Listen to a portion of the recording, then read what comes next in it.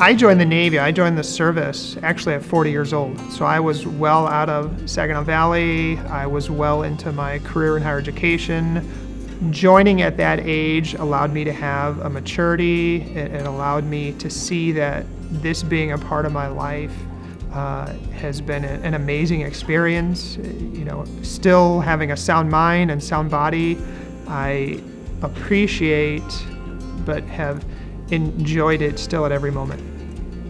When I was at Saginaw Valley, for me, the military wasn't really on my radar. I had moved into this phase of I wanted, you know, to get a higher education degree, and I didn't really know. I was in the teaching program, and so I thought I was going to be a secondary teacher.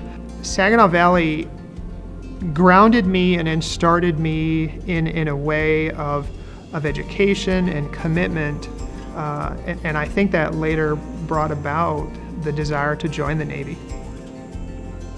I'm a son, I'm a father, I'm a husband, I have a career in higher education. I consider a lot of that based from what Saginaw Valley, you know, grounded me with. It gave me some confidence in a world that I didn't know anything about it, nor did my family.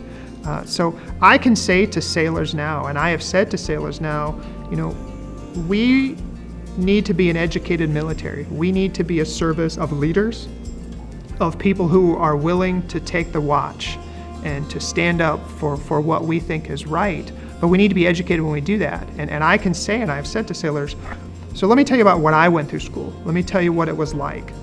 You know, I get to now make a connection of what I did at Saginaw Valley and the uniform I get to put on now and help others. It's humbling to be recognized this way, but it's even more so that I can connect the dots and say to other people, this is what success can be for you also, because of what they provided for me.